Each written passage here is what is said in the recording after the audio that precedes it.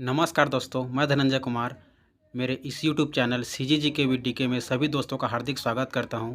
जैसे कि आप सभी देख पा रहे होंगे, मैं फिर से आप लोगों के लिए सहकारी बैंक से संबंधित आप लोग का छत्तीसगढ़ सहकारी सोसाइटी अधिनियम 1960 के अंतर्गत टॉप 10 क्वेश्चन ले आए हैं दोस्तों, जो कि आप लोग के एग्ज़ाम के लिए बहुत ही महत्वपूर्ण होगा।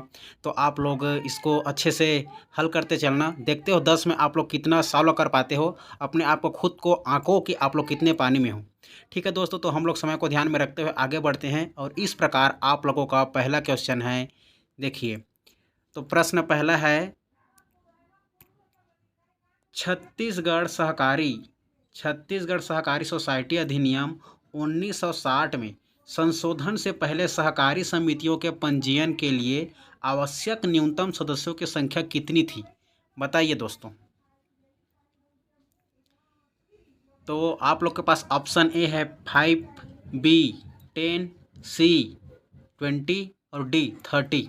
तो आप लोग का चारों ऑप्शन में से सही उत्तर हो जाएगा दोस्तों 5। 5 याद रखना है, 5 आप लोग का सही उत्तर हो जाएगा। तो 5 याद रखना है। इस प्रकार छत्तीसगढ़ सहकारी सोसाइटी अधिनियम 1960 में संशोधन से पहले सहकारी समितियों के पंजीयन के लिए आवश्यक न्यूनतम सदस्यों की संख्या जो थी वह 5 थी दोस्तों। इस प्रकार से आप लोग का दूसरा क्वेश्चन है दोस्तों, छत्तीसगढ़ सहकारी सोसाइटी अधिनियम 1960 में संशोधन से पहले सहकारी समितियों का पंजीयन कितने दिनों के भीतर किया जाता था? Option A 30, option B 60, option C 45 और ऑप्शन डी है 90। बताइए दोस्तों, सही उत्तर क्या होगा?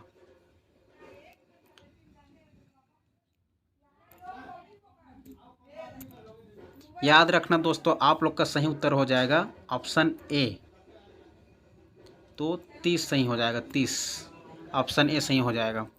जो छत्तीसगढ़ सहकारी सोसाइटी अधिनियम 1960 में संशोधन से पहले जो सहकारी समितियों का पंजीयन 30 दिनों के भीतर किया जाता था। कितने दिनों के भीतर? 30 दिनों के भीतर। इस प्रकार फिर से आगे बढ़ते हैं दोस्तों। इस प्रकार आप लोग का तीसरा क्वेश्चन है, छत्तीसगढ़ सहकारी सोसाइटी अधिनियम 1960 में सहकारी संस्थाओं के लेखा परीक्षा से संबंधित प्रावधानों में संशोधन किस संविधान संशोधन अधिनियम के अज्ञापक प्रावधानों के अनुपालन में किया गया था? ऑप्शन ए है 97, ऑप्शन बी है 98, फिर ऑप्शन सी है 100 और ऑप्शन डी है 51। बताइए दोस्तों, सही उत्तर क्या हो जाएगा? तो सही उत्तर हो जाएगा दोस्तों आप लोग का ऑप्शन ए 97। ठीक है, 97 याद हो जाएगा, 97। ठीक है, 1997 संविधान संशोधन अधिनियम के अनुपालन में किया गया था। फिर से आगे बढ़ते हैं आप लोगों के अगले क्वेश्चन की ओर। इस प्रकार से आप लोग का प्रश्न नंबर चौथा है दोस्तों,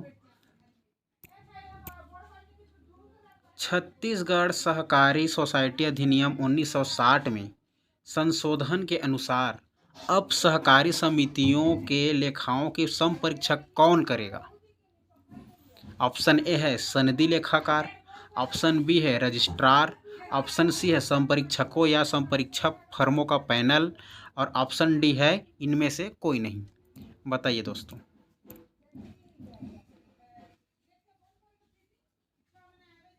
तो ऑप्शन ए आप लोग का सही हो जाएगा दोस्तों, सनदी लेखाकार। सनदी लेखाकार जो है सहकारी समितियों के लेखाओं के संपरीक्षा यही करेगा। ठीक है दोस्तों, आगे बढ़ते हैं अगले क्वेश्चन की ओर। इस प्रकार से आप लोग का प्रश्न नंबर 5वां है दोस्तों, यदि किसी सहकारी समिति का साधारण निकाय अपने लेखाओं की संपरीक्षा हेतु संपरीक्षक या संपरीक्षक फर्म की नियुक्ति वित्तीय वर्ष की समाप्ति की तारीख से 6 माह की काल अवधि के भीतर करने में विफल रहता है, तो ऐसी दशा में क्या होगा?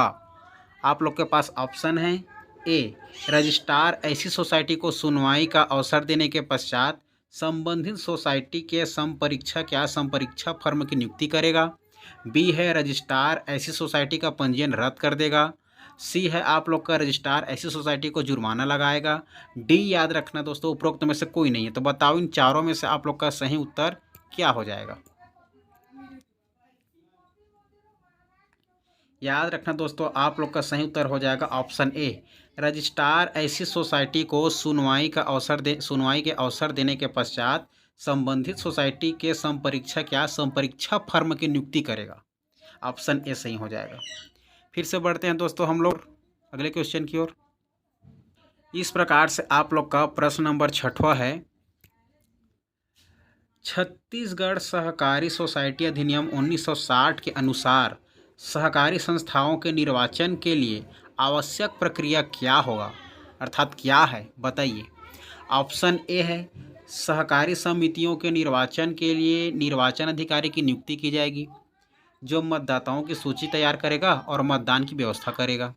ऑप्शन बी है, मतदान अपने अपने मत का प्रयोग प्रत्यक्ष रूप से करेंगे, प्रत्येक मतदाता के पास एक मत होगा। ऑप्शन डी, बहुमत प्राप्त उम्मीदवार निर्वाचित समझा जाएगा। बताइए दोस्तों, कौन सा ऑप्शन सही हो जाएगा। तो याद रखना दोस्तों, प्रश्न 6वां का उत्तर हो जाएगा आप लोग का ऑप्शन ए, सहकारी समितियों के निर्वाचन के लिए एक निर्वाचन अधिकारी की नियुक्ति की जाएगी, जो मतदाताओं की सूची तैयार करेगा और मतदान की व्यवस्था करेगा। याद रखना है दोस्तों, क्लियर है। फिर से बढ़ते हैं हम लोग अगले क्वेश्चन की ओर। इस प्रकार से आप लोग का प्रश्न नंबर 7वां है दोस्तों, छत्तीसगढ़ सहकारी सोसाइटी अधिनियम छत्तीसगढ़ सहकारी सोसाइटी अधिनियम 1960 के अनुसार सहकारी संस्थाओं के विवादों को निपटाने की प्रक्रिया क्या है। ऑप्शन ए है, सहकारी संस्थाओं के विवादों को निपटाने के लिए एक विवाद निपटान समिति का गठन किया जाएगा। दूसरा है, वाद निपटान समिति में सहकारी समिति के सदस्यों को सरकार के प्रतिनिधियों और एक तटस्थ सदस्य शामिल होंगे। सी है, विवाद निपटान समिति विवादों को सुलह करेंगे या मध्यस्थता या न्यायिक प्रक्रिया के माध्यम से निपटाएगी। डी है, इनमें से कोई नहीं। तो बताइए कौन सा ऑप्शन सही हो जाएगा आप लोग का दोस्तों।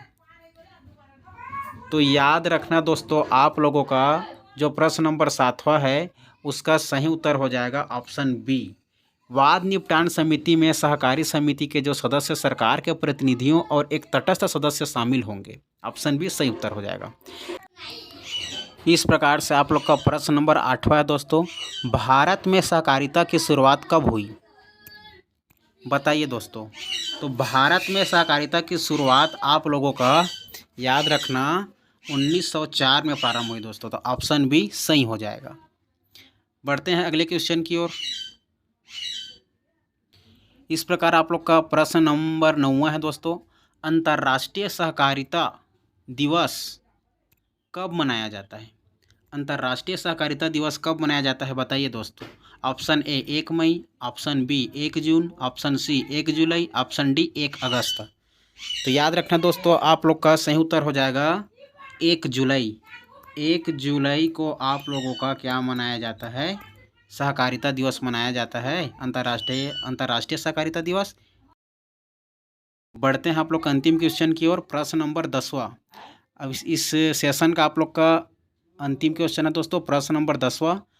तो प्रश्न नंबर 10वां आप लोग के सामने है, छत्तीसगढ़ सहकारी सोसाइटी अधिनियम 1960 की कौन सी धारा के तहत सहकारी संस्थाओं का वर्गीकरण किया गया है। धारा 3, धारा 7, धारा 10 या धारा 77, बताइए दोस्तों। तो याद रखना दोस्तों, धारा 10, ऑप्शन सी सही हो जाएगा। धारा 10 के तहत आप लोग का इसमें सहकारी संस्थाओं का वर्गीकरण किया गया है। इस प्रकार दोस्तों आप लोग का मैंने जो इम्पोर्टेंट 10 क्वेश्चन थे, टॉप 10 क्वेश्चन थे, उसको मैं करा दिया हूँ। विश्वास करता हूँ आप लोग का काम आएगा। फिर मिलेंगे ऐसे वीडियो में, और यदि मेरे चैनल में नए होगो तो चैनल को सब्सक्राइब कर लो और लाइक भी कर देना दोस्तों। इससे मुझे अच्छा लगता है और मोटिवेशन भी मिलती है, ताकि मैं नए वीडियो बना पाऊँ करके। फिर मिलेंगे दोस्तों ऐसे वीडियो में, तब तक के लिए जय हिंद, जय भारत, जय छत्तीसगढ़।